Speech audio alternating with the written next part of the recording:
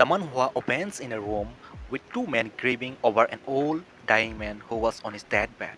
The old man's name is Zhu Xiu Jian and he is the top elder of a faction called Huasan faction. Today, due to his aging, his life is slipping away and is on the verge of death. As his life continues to fade, he reminisces about the various events of his life from a very struggling childhood to how he came to be where he is now. It all begins when he was young and was struggling to survive on the street. It was during that period that, by sheer luck, he met his teacher and made his way into the Huasan faction. From then, he advanced to the top one of the elders, a position that no one like him could ever achieve in his entire life. He was able to advance to the position as an elder because he lived in an era where nothing was normal. The geographical region was ravaged by decades of war. Countless people have been killed. Many men from Huasan faction, the organization he belonged to, had also lost their lives. People of that era soon began to call these periods the Age of War.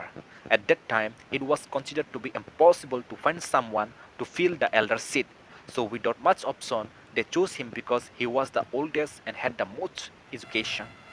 With that, the war era came to an end. Finally, there was serenity. After that, he devoted the majority of his time studying Murim within the Wasan faction. However, he did not take in any disciple because he did not rightfully gain the seat of an elder. He was too busy worrying about what others might think. He felt it was very unfortunate for himself. It was evident that he was in deep regret of his life. After rising as an elder, he was able to open every Murim books that were stored within the Huasan faction. Thanks to that, he rose even higher. Despite this, he felt that his existence was empty and meaningless. He laments not finding love, which was so easy for everyone else. All he did was use his time to practice martial arts and had never held a woman's hand. He wanted to be successful in Murim, but he lacked the necessary skills. It all backfired him in the end. After all, it was one of the most turbulent periods in Murim's history. However, there were still several stories being passed down. A hero and a villain made their identities known, but he was neither. He mourned to himself, realizing he had wasted his life. And with this war, his hand dropped, and tears of regret and anguish streamed down his eyes.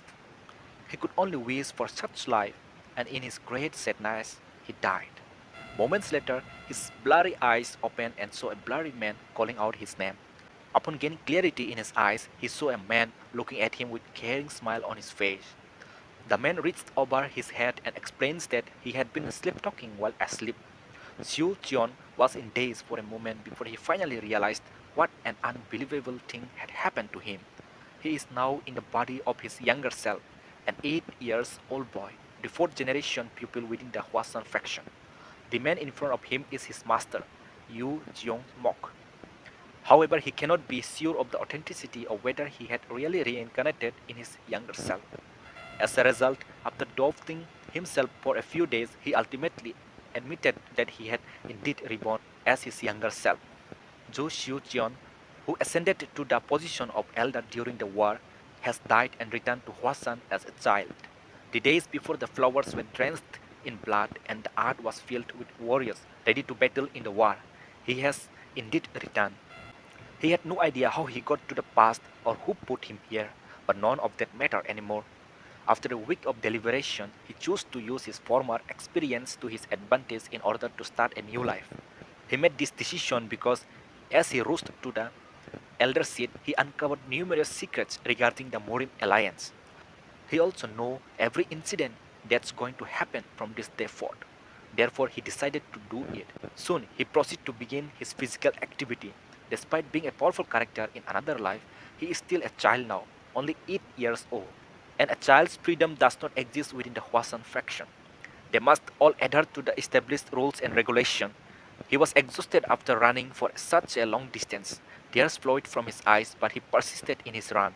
In the Huasan faction, training to death for a youngster or an adult has not altered at all. However, each teacher is aware of the limitation of each and every pupil. To recuperate and run, it's important to rest briefly before running again. Worst of all, he has yet to arrive to the training center. The fourth generation training center is located within the Nakan temple complex. However, the journey to that destination is so difficult that it is commonly referred to as the Nakkan Hell. Eventually, he arrived at a training center. Many fourth generation pupils were there for SWAT training, which was overseen by two instructors. He could only groan as he realized he still had a long way to go. This is where the chapter 1 concludes the story.